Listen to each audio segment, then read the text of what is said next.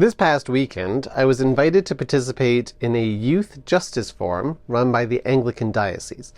It was the first year that they've tried this, and they're hoping to inspire young people in the work of justice. So they had different breakout groups according to one's passion. There was a group focused on environmental justice, another on poverty and houselessness, disability, race, and I co-led the one on sexuality and gender.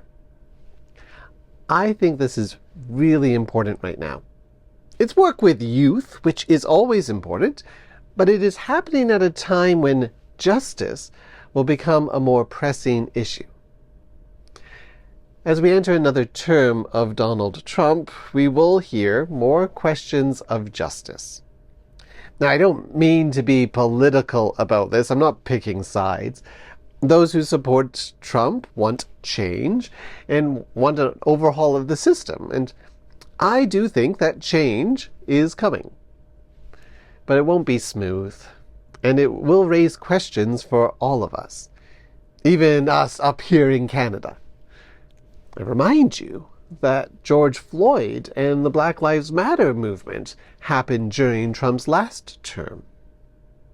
I don't know what's in store for us in the next term, but I am certain that those of us who care about God's justice will face similar challenges of conscience in the years ahead. I know this sounds exhausting. Can't we just ignore it?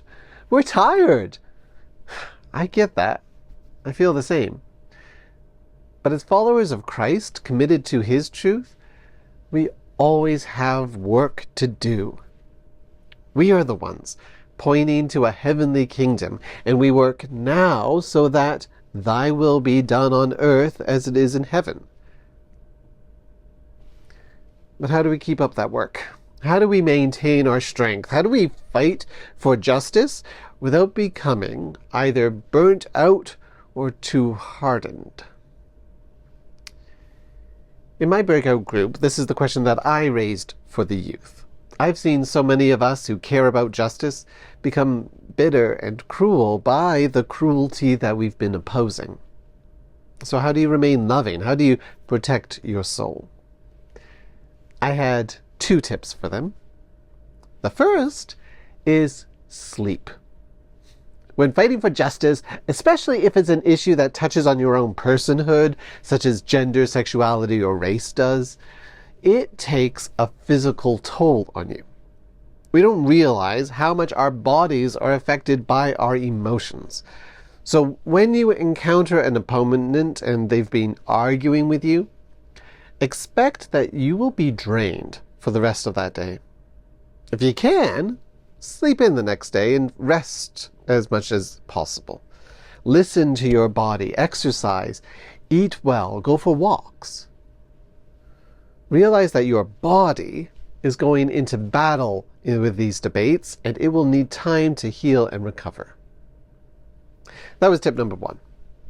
My second tip comes from Jesus. Matthew 5, verse 44, from the Sermon on the Mount. You have heard it was said, love your neighbor and hate your enemy. But I tell you, love your enemies and pray for those who persecute you. Love your enemies and pray for them. You've heard me say this before. Jesus is telling us this not for their benefit, but for yours. It helps you if you pray for your enemies. This works for 2 reasons. First, when you pray for your enemies, you put yourself in their mindset, and it helps you to see why they are opposed to you. It's usually got nothing to do with you personally. Most likely, their anger is coming from a place of deep pain, perhaps even childhood fears and insecurities. The world isn't full of people who are against you. It is full of inner children who miss their parents and are anxious about everything. Once you realize that, your whole demeanor changes.